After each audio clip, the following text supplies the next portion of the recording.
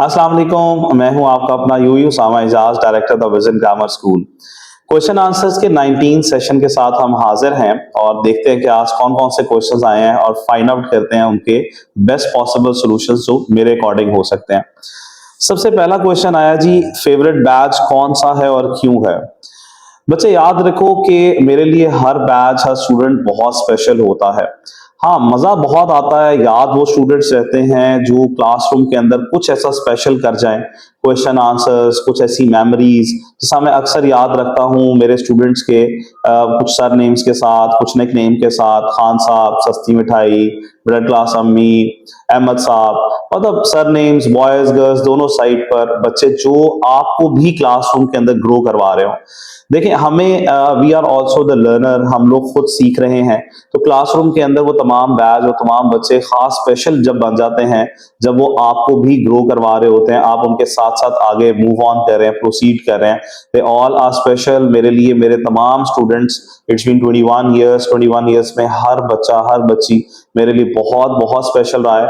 Instant कि मैं सबको पसंद आऊं या ना आऊं, किसी की गुड बुक्स में हूं या ना हूं, और ये तमाम चीजों के बरक्स भी I still remember most of my students. I'll keep in touch with most of my students. तो इसीलिए everyone is special. सब मेरे लिए बहुत खास हैं और मेरे लिए बहुत अच्छे हैं। I hope कि मैं भी सबको facilitate कर सकूं and I keep on growing with your support. आप सबकी दुआओं और आप सबके feedback से।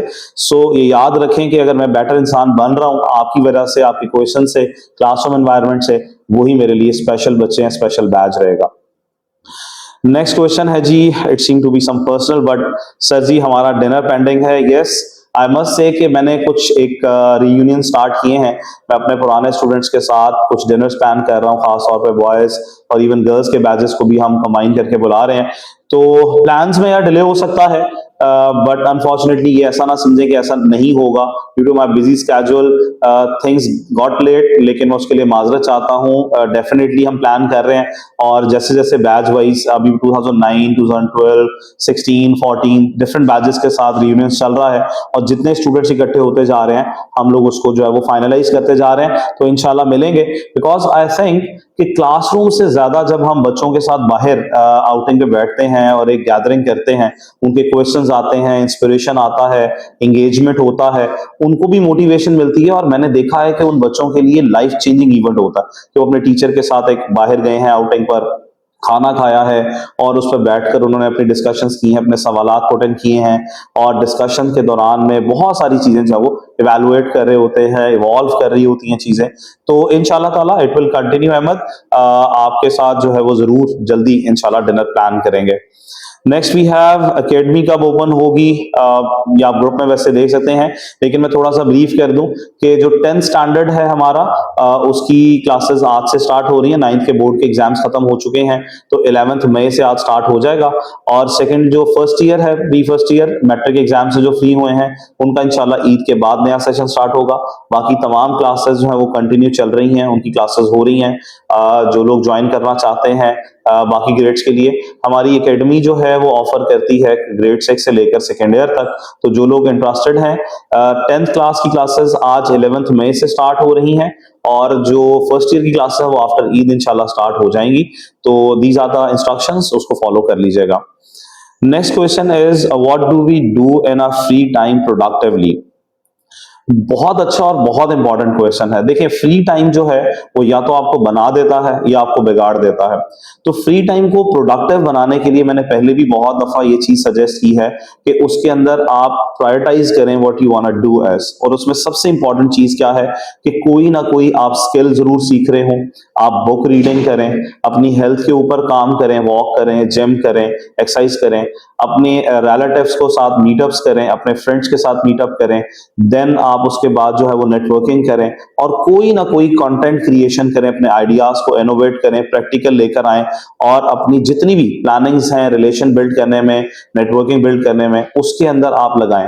तो ये काम अगर आप कर लेते हैं कि आप स्किल सीखने पे एटलीस्ट 1 घंटा लगा रहे हैं, आप बुक रीडिंग कर रहे हैं अच्छी, आप कोई ना कोई नेटवर्किंग से रिलेटेड कंटेंट क्रिएट कर रहे हैं या अपने लोगों को मीटअप कर रहे हैं, आप देखें कि कौन लोग क्या क्या सक्सेस स्टोरीज हैं, उनको देखकर उनसे मीटअप करें, उनकी हिस्ट्रीज को जानें। और उसके बाद न्यूज़पेपर रीडिंग बहुत अच्छी चीज है, उससे आपकी रीडिंग होती है, आपको करंट अफेयर्स के बारे में पता चल रहा होता है।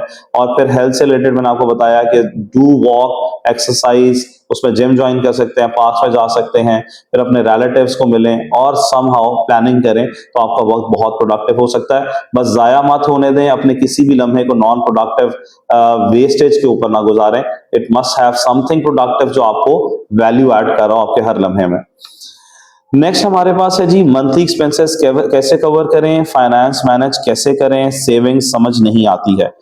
बहुत अच्छा सवाल है। देखिए फाइनेंस मैनेज करना जो है ना वो अर्निंग से ज्यादा इंपॉर्टेंट है। हमारे यहाँ लोग बहुत बहुत कमाते भी हैं और लेकिन मैनेज नहीं कर पाते, जिसकी वजह से प्रोडक्टिविटी जो है वो कम होती जाती है। तो इसलिए बहुत इंपॉर्टेंट है कि आप उसको प्रॉपरली प्लान करें और उसको मैनेज करना सीखें। उसके अंदर एक रूल मुझे लगता है कि दैट वुड बी इफेक्टिव, कि आप अपनी पूरी जो है वो एक्सपेंसेस की लिस्ट उसको राइट डाउन करें और फिर अपनी जो ग्रॉस और नेट इनकम है उसको देखें एंड देन उसकी परसेंटेजेस डिसाइड कर लें। 50% जो है वो आपकी नीड्स होनी चाहिए और 30% जो है वो आपको ग्रो करने के लिए आपको री इन्वेस्ट करें और 20% जो है वो सेविंग्स रखें फॉर किसी भी ऐसे मुश्किल टाइम के लिए जहां पर वो यूज हो सके। तो जब आप उसको इस तरह डिवीजन बना लेंगे और अपने एक्सपेंसेस को देखेंगे कि कोई अननेसेसरी एक्सपेंस तो नहीं हो रहा, तो इस तरह से आप अपने फाइनेंस को मैनेज कर सकते हैं। तो याद रखें कि अर्निंग से ज्यादा इंपॉर्टेंट है प्लान करना, मैनेज करना फाइनेंस को। तो इसकी इंपॉर्टेंस को जानें, ये स्टूडेंट्स भी जानें और इवन जितने एडल्ट्स हैं, जो प्रोफेशनल्स हैं, वो भी इस चीज को जानेंगे तो इंशाल्लाह थिंग्स विल गेट बेटर और आपका फाइनेंस मैनेज भी बहुत बेहतर तरीके से होना शुरू हो जाएगा। नेक्स्ट वी हैव सर अपनी हिस्ट्री बताएं, अपना वर्किंग मॉडल शेयर करें।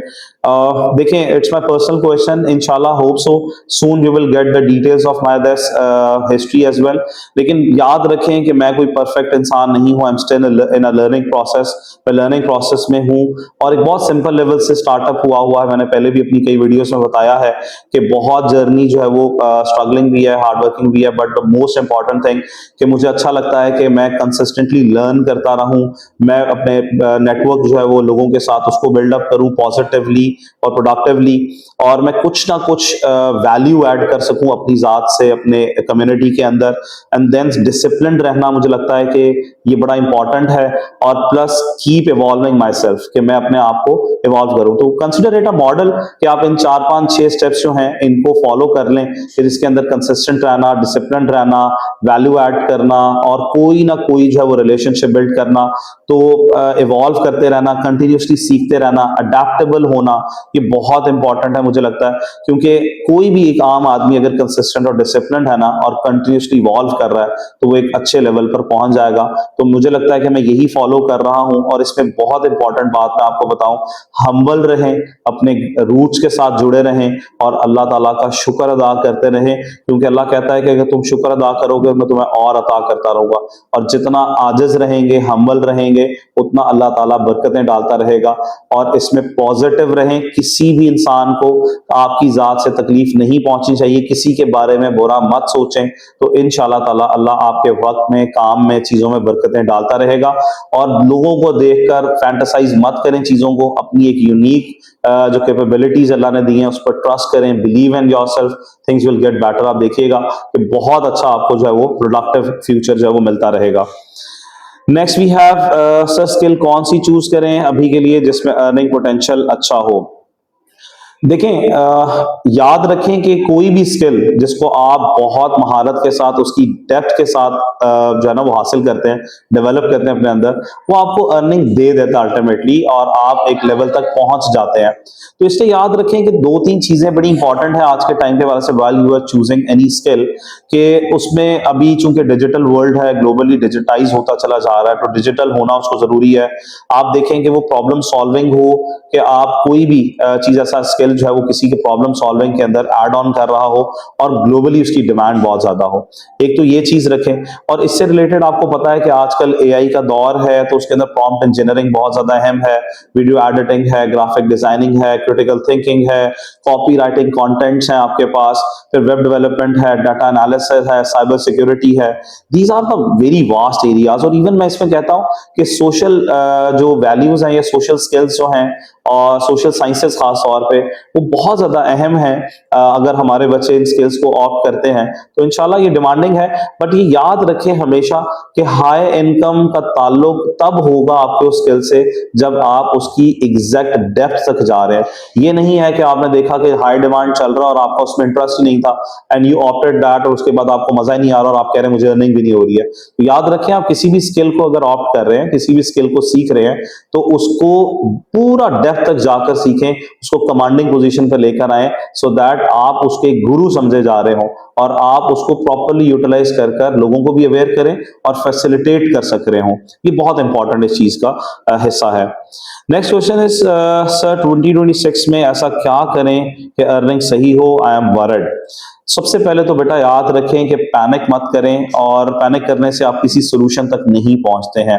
तो आपने ये देखना है कि 2026 मुझे लगता है कि उन लोगों का होगा दोज हु आर अडेप्टेबल, जो अपने वक्त के साथ, because this time is evolving, ये ट्रांसफॉर्म हो रही हैं चीजें सारी, तो इसमें जो शख्स अडेप्टेबल होगा वो एडजस्ट कर जाएगा, वो स्टैंड कर जाएगा।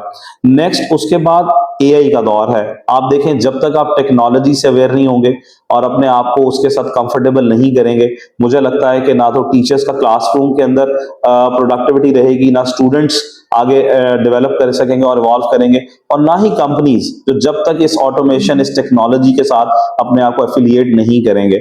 और फिर कम्युनिकेशन को स्ट्रॉन्ग करना, कि कम्युनिकेशन मुझे लगता है कि बहुत इंपॉर्टेंट है। How you communicate with the audience, public के साथ, लोगों के साथ आप किस तरह से रिलेशन बिल्ड कर रहे हो और कम्युनिकेट कर रहे हो, और फिर आपके पास मल्टीपल सोर्स ऑफ इनकम को बिल्ड करना, ये चीजें बहुत ज्यादा इंपॉर्टेंट होगी 2026 और ऑनवर्ड टाइम के अंदर।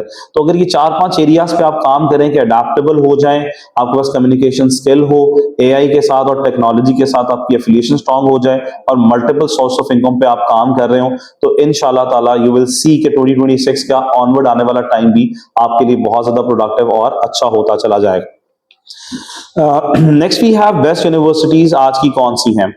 देखें, यूनिवर्सिटी का जब भी डिसीजन आपने लेना है ना, तो आप ये देखें कि वो यूनिवर्सिटी आपको कुछ चीजें ये प्रोवाइड कर रही है कि नहीं कर रही। एक, आपको एक्सपोजर उसमें मिल रहा है कि नहीं मिल रहा, अपॉर्चुनिटीज मिल रही हैं कि नहीं मिल रही हैं, वो आपको ग्रो कर रहा है कि नहीं कर रहा, वो इंडस्ट्रीज और प्रैक्टिकल वर्क के साथ आपको लिंक कर रहा है कि नहीं कर रहा, कितना ज्यादा वो आपको रिलेट करता है रियल वर्ल्ड के कॉन्सिक्वेंसेज और इश्यूज और प्रॉब्लम सॉल्विंग एरियाज के साथ, और वहां से आपकी नेटवर्किंग हो रही है कि नहीं हो रही, और उसका ग्रोथ माइंडसेट है कि नहीं, और ग्लोबली उसकी रिकग्निशन क्या है। तो ये 6-7 एरियाज अगर आप देखते हैं यूनिवर्सिटी के बारे में, तो आप देखिएगा कि दैट विल हेल्प यू कि आप वहां पर जब डिग्री लेने जा रहे हैं तो वो आपके लिए फायदेमंद भी होगा, प्रोडक्टिव कर सकता है आपको, आपके अंदर जो भी टैलेंट है उसको इवॉल्व कर सकता है, and it will transform you in a better citizen भी, और बेटर स्पेशलिस्ट या स्किल्ड पर्सन भी बना सकता है। लेकिन याद रखें, जिस तरह हमारे यहाँ बहुत ज्यादा रेनाउंड यूनिवर्सिटीज में लम्स है, नस्ट है, जीकी है, आईबीए है, पंजाब यूनिवर्सिटी है, फास्ट है, ये यूनिवर्सिटीज बहुत ज्यादा रेनाउंड है। लेकिन इसका ये मतलब नहीं है कि सिर्फ इन यूनिवर्सिटीज के जो स्टूडेंट्स हैं यही फ्लरिश कर सकते हैं। एक आम बच्चा अगर वो एक माइंडसेट जो मैंने पहले मेंशन किया है उसके साथ भी इस यूनिवर्सिटी जाता है, तो वो भी बहुत ज्यादा अच्छा जो वो फ्लो कर सकता है आगे, और आगे बहुत ज्यादा फ्लरिश कर सकता है, प्रोसीड कर सकता है, अपने आप को डेवलप एक अच्छे इंसान में कर सकता है। तो इसलिए याद रखें कि it is not the limit. हाँ, उसके बहुत ज्यादा बेनिफिट जरूर हैं कि जिन यूनिवर्सिटीज में ये सारे पॉइंट्स हैं, लेकिन अगर आप एक इंडिविजुअल अपने ग्रोथ माइंडसेट के साथ और अपनी अडेप्टेबिलिटी और अपने स्किल्स के साथ आगे जाते हैं, तो ऑब्वियसली एक एवरेज यूनिवर्सिटी, एक छोटी यूनिवर्सिटी, एक आम यूनिवर्सिटी जिसके बारे में हमारे व्यूज कुछ और होंगे, वहां से भी एक अच्छा हीरा जो है वो निकल सकता है। देन वी हैव क्वेश्चन, कौन सी फील्ड में जाना चाहिए, कैसे चूज करें। बहुत सवाल ये पूछा जाता है और बच्चे बहुत कंफ्यूज होते हैं, और हमें बहुत सारी डिमांड्स आती है कि करियर्स के हवाले से आप बात करें। इस पर हमने बहुत सारी पहले भी सीरीज की हैं, कुछ सेशंस भी लिए हैं। तो मुझे लगता है कि इसमें सबसे पहली चीज तो बच्चे को देखनी चाहिए और उसके पेरेंट्स और टीचर्स को, कि उस बच्चे का इंटरेस्ट क्या है। बिकॉज बच्चे को खुद तो आइडिया नहीं होता, उसकी अवेयरनेस नहीं है, तो उसके टीचर्स उसमें हेल्प करें और इवन पेरेंट्स हेल्प करें कि उसका इंटरेस्ट क्या है। मार्केट डिमांड को देखें कि मार्केट डिमांड क्या कह रही है, और लॉन्ग टर्म ग्रोथ कितनी है उसमें। तो किसी भी फील्ड को चूज करने में ये 3 चीजें एक बच्चा जरूर जहन में रखे और देखें कि ट्रेंड चल रहा है, वो इंपॉर्टेंट है कि आजकल मार्केट का ट्रेंड क्या है। आप ऑब्सोल्यूट या आउटडेटेड चीज को आप नहीं करते, लेकिन याद रखें कि अगर कोई एक इंडिविजुअल अपने माइंडसेट को ग्रोइंग कंसिडर करता है और एक अच्छे तरीके से किसी फील्ड को ऑप्ट करता है और उसमें बहुत डेप्थ गेन कर लेता है और एक स्पेशलिस्ट बन जाता है, तो वो उस फील्ड को बहुत ज्यादा निखार सकता है, बहुत ज्यादा बेहतर कर सकता है और वो उसके लिए वैल्यू ऐड कर सकता है। तो करियर के लिए याद रखें कि ग्रोइंग माइंडसेट के साथ जब आप उसके अंदर जाएंगे तो आप सरवाइव भी करेंगे और आप ग्रो भी कर रहे होंगे। तो बस याद रखें कि आपका उससे जितना ज्यादा उस फील्ड के रिलेटेड, उस स्किल के रिलेटेड आपका डेप्थ और नॉलेज ज्यादा वास्ट होगा, उतना ज्यादा आप जो है वो उसको बेहतर तरीके से निभा सकेंगे। तो आई होप कि आप लोगों के जो सवालात हैं उनके जवाबात आपके लिए हेल्पफुल होंगे। Do ask questions every weekend, हम लोग ये सेशन रख रहे होते हैं। फ्राइडे सैटरडे को आप सवालात पूछें और कोई भी इसके हवाले से आपकी क्वेरीज हो उनको पूछें। Will try our level best कि आपको बेहतर तरीके से जवाबात मिल सकें और वो आपको हेल्प कर सकें। बस याद रखें सिर्फ सवाल पूछना नहीं, इन पर अमल करना बहुत जरूरी है और अमल करते रहें और उसके अकॉर्डिंगली आपको जो भी गैप्स फील होते हैं, do let us know, we will try to sort out that, आपको गाइड कर सकें। और याद रखें, फिर मैं बता रहा हूं, ये मेरे पर्सपेक्टिव में है, ये फाइनल नहीं, आप इसको और बेहतर भी खुद कर सकते हैं अपनी प्रैक्टिस, अपनी कमिटमेंट के साथ। अपना ख्याल रखें, इंशाल्लाह नेक्स्ट सेशन में आपसे मुलाकात होगी। अल्लाह हाफिज, अस्सलाम वालेकुम व रहमतुल्लाहि व बरकातुहू।